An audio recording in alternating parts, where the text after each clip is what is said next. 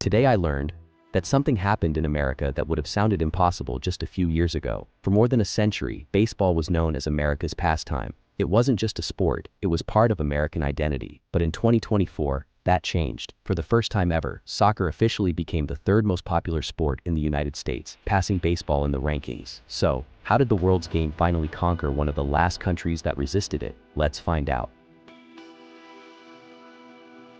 For decades, the rankings barely changed. American football dominated everything. The NFL became the country's biggest television event, with the Super Bowl attracting well over 100 million viewers every year. Basketball settled comfortably into second place, helped by the NBA, becoming one of the most recognizable sports leagues on earth. And baseball, despite declining television ratings over the years, it always held on to third place. Until now. According to research analyzed by The Economist, Americans were asked one simple question. What is your favorite sport? The results showed American football, 36%, basketball, 17%, soccer, 10%, baseball, 9%. 1 percentage point might not sound like much, but culturally, it's huge. It marks the first time soccer has ever overtaken baseball in the United States, and it signals that a major shift has been happening for years.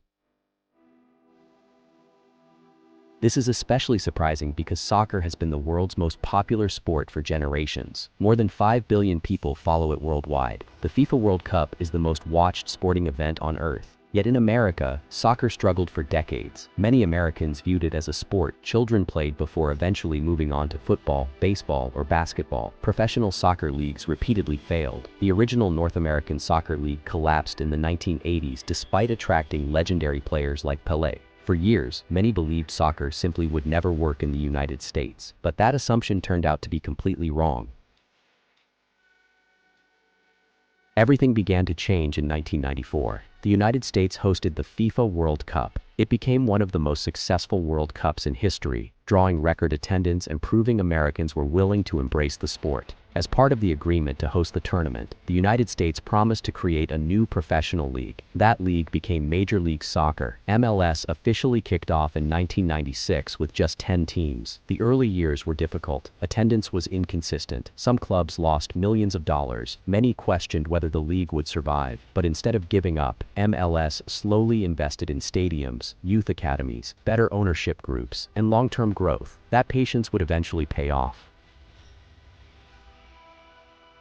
Over the last decade, everything accelerated. MLS expanded from 10 teams to 30 across the United States and Canada. Cities began building soccer-specific stadiums. Youth participation exploded. Millions of children grew up playing soccer every weekend. Streaming services made it easier than ever to watch the Premier League, Champions League, La Liga, and international tournaments. American fans no longer had to wake up early searching for rare television broadcasts. The world's biggest clubs suddenly became available with a few clicks. Then came something even bigger. Global superstars began choosing MLS. Players like David Beckham helped change perceptions. Later came stars including Zlatan Ibrahimovic, Gareth Bale, Luis Suarez, Sergio Busquets, and perhaps the biggest signing in league history, Lionel Messi. Messi's arrival in 2023 completely transformed the league's global attention. Ticket prices skyrocketed, stadiums sold out, television subscriptions surged. Even people who had never watched MLS suddenly wanted to see the greatest player of his generation.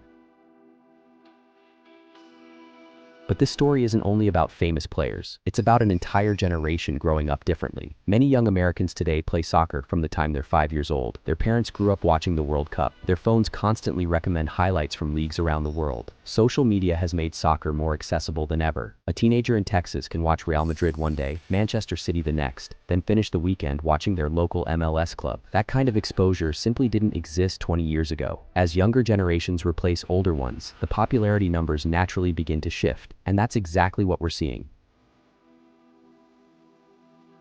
The timing couldn't be better.